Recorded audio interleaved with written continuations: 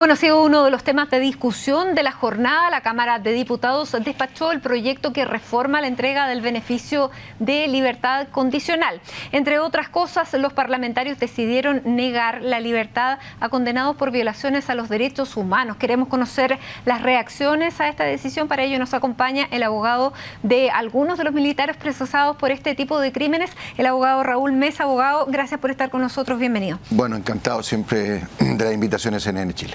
Abogado, ¿cómo recibieron esta decisión de los parlamentarios y qué acciones van a tomar? A ver, la verdad que hay que decirlo, es una muy mala noticia. Y evidentemente que en ese sentido, básicamente la reacción que significa, yo no he tenido contacto hoy día con los internos de Punta Peuco, sin embargo, lo que sí puedo tomar contacto con algunos familiares y con el mundo militar en general en retiro. Y esto da cuenta, evidentemente, de una situación bastante compleja, porque aquí, si bien es cierto, hay un derecho constitucional a la libertad condicional que tiene todo reo condenado en Chile, evidentemente que este proyecto viene de alguna manera a prohibir o a negar ese derecho que es fundamental de todo reo condenado. Ahora, ¿había una división entre reos condenados por delitos generales y delitos en materia de derechos humanos? En absoluto. Y es muy importante tu pregunta, porque aquí, en ese sentido, y hay que aclararlo, en Chile, los reos, y es por eso que uno de alguna manera invoca el principio de igualdad ante la ley, en Chile, el que tiene derecho a la libertad condicional es independientemente de la naturaleza del delito por el cual ha sido condenado, ya sea un homicida confeso, un homicida en serie, un violador, abusador, o una persona condenada por causas de derechos humanos. Y por lo tanto en Chile no había ni una distinción respecto de uno y otro. Pero ahora son los legisladores los que hacen esa distinción. Efectivamente, aquí hay que decirlo, el proyecto inicial venía del Senado. Era un proyecto general que establecía algo muy simple, que eran exigencias más rigurosas para conceder la libertad condicional. ¿Qué hacen?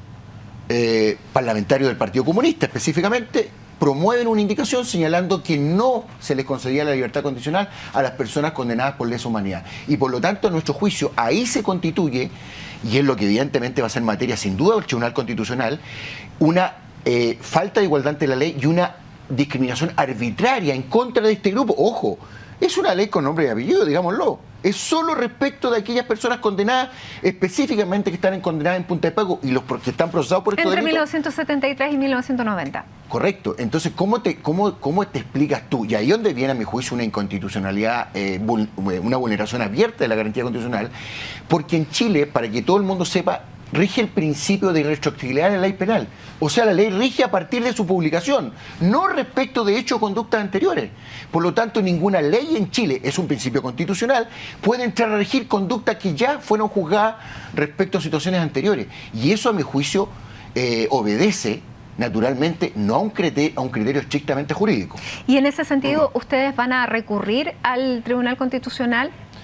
A ver, hoy día entendemos que se votó en la Cámara de Diputados, entendemos que sea una comisión mixta y por lo tanto quedan etapas dentro del proceso de promulgación de la ley.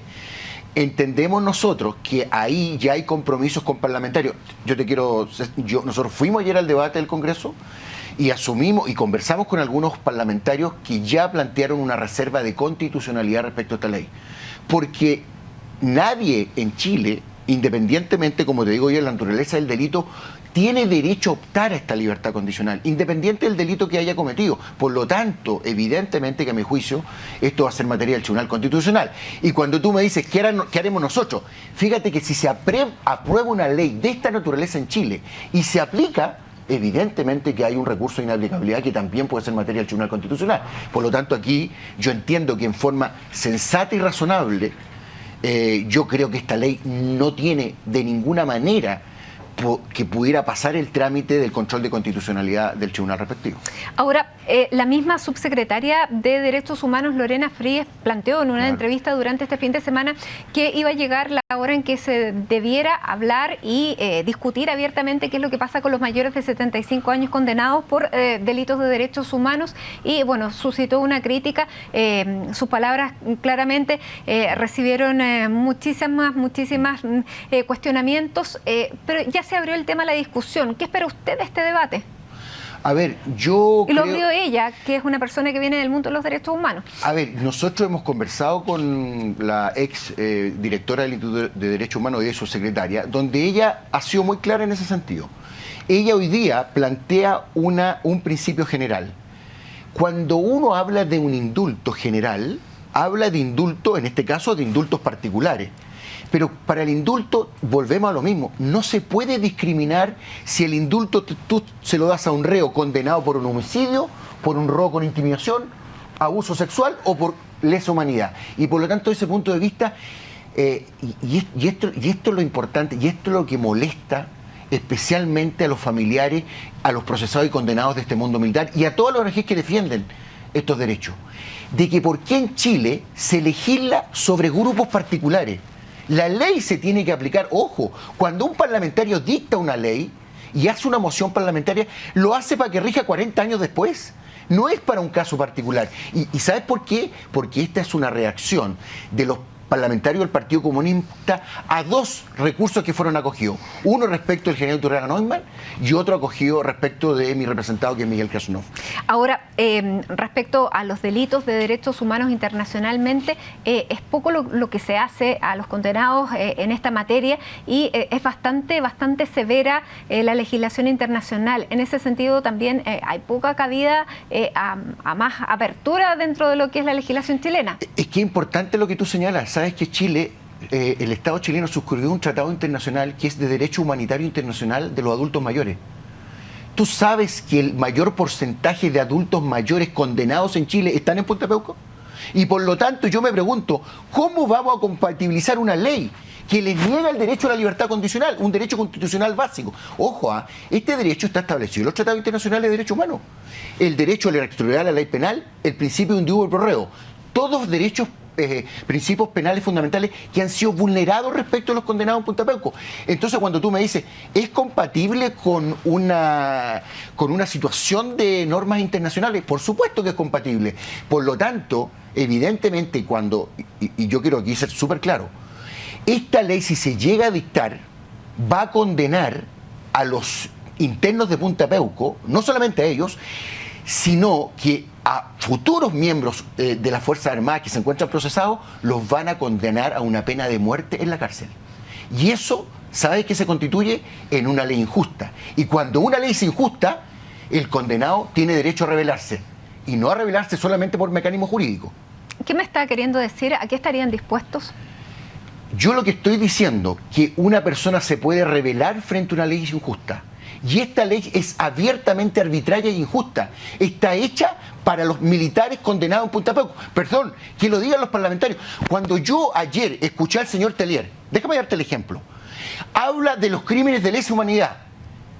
Un diputado que confesó públicamente que es un homicida confeso, que él dio la orden de matar a los escoltas de Pinochet. Entonces tú te preguntas, y yo te pregunto a ti, y se preguntará a la gente, ¿dónde están las cárceles de los condenados del Frente Patriótico, del Lautaro, del MIR? Perdón, ¿dónde están? Otra pregunta, ¿por qué en esta ley de lesa humanidad no se incluyen los actos terroristas? Porque, perdón, si vamos a hablar de igualdad ante la ley, hablemos de un principio general. Bueno, pero esas leyes ya están. Lo que yo le pregunto a partir de ahora, y usted me está diciendo que se van a revelar y no bajo el sistema jurídico. ¿De qué está hablando? ¿Qué es lo que pueden llegar a ser los reos que están en Punta Peuco? A ver, cuando uno plantea un mecanismo que está al margen de la ley, lo que estoy planteando es una situación general. Yo no estoy diciendo que cada uno se tendrá que revelar respecto a su causa en particular. Lo que sí digo, y eso es un principio general del derecho, y ojo, del derecho natural, ni siquiera el derecho positivo. Cuando hay una ley injusta, uno tiene derecho a rebelarse. ¿Sabes por qué? ¿Y en qué podría consistir ese acto? Cuando aquí los terroristas justificaron las muertes, es que en todos nos vamos a este sector. Quisiera siguiendo adelante con lo que vamos conversando. ¿En qué podría consistir? ¿Cómo se podrían revelar? Eso es lo que le estoy preguntando. Yo pienso que hay mecanismos, no solamente mecanismos jurídicos de carácter nacional, sino también hay mecanismos de jurídicos de carácter internacional. A ver, pareciera ser que cada vez que el temor que existe cuando uno habla de la palabra de rebelarse, parece que eso no está condicionado solamente a los civiles, sino que la inquietud y la preocupación viene cuando se trata de militares. Perdón, cuando a un reo se le niega un derecho humano fundamental Abogado, pero le pregunto nuevamente, ¿en qué consiste esa rebeldía? Esa rebeldía significa que ellos se van a rebelar frente a una ley injusta. Los mecanismos... ¿Cómo? Habrán mecanismos fuera del ordenamiento jurídico, ojo, no necesariamente violentos. Perdón, hay mecanismos que no son jurídicos y que también son mecanismos de presión que han utilizado los internos. Por ejemplo. La huelga de hambre, por ejemplo. ¿Estarían dispuestos a irse a una huelga de hambre? ¿Sabe lo que pasa? Que parece que un reo común sí tiene derecho a huelga de hambre. Pero cuando un reo en Punta Peuco piensa solamente en el derecho a irse a huelga de hambre, le bajan su calificación para conducta intachable para efecto de libertad condicional. ¿Sabe lo que pasa si se van a huelga de hambre por 5 o 6 días algunos internos de Punta Peuco? Probablemente mueran.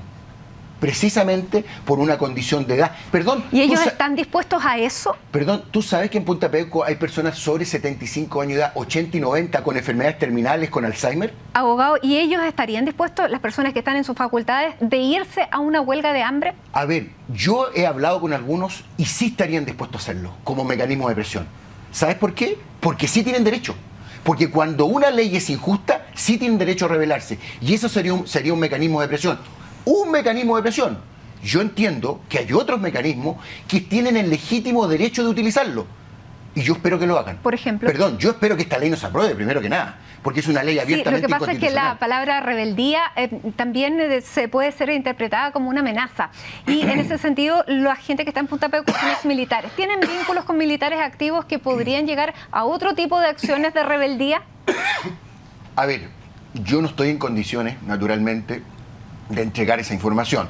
Si usted me pregunta si los condenados que están en Punta Peuco tienen vínculos con el mundo activo, por supuesto, vínculo directo, información y ojo, y tienen apoyo.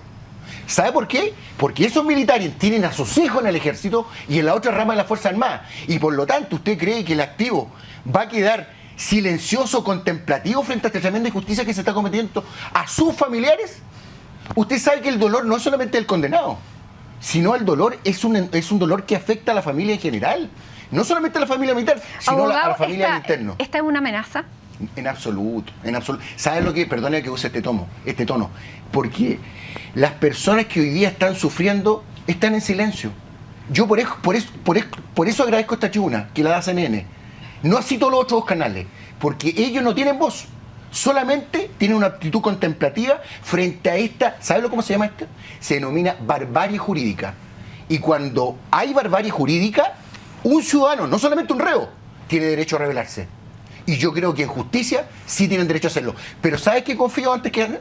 Confío todavía en la instancia de la Comisión Mixta y del Tribunal Constitucional, que aquí se va a hacer justicia en este caso. Porque aquí, claro, nos estamos saltando varias etapas que todavía quedan por delante, pero estamos llegando a esa última eventual que podría ocurrir en que no se les diera este derecho a la libertad, y usted me dice que hay vínculos con militares activos y que esos militares activos no se quedarían de brazos cruzados. Por eso le pregunto, ¿esto huele a una amenaza? ¿Podrían los militares activos rebelarse?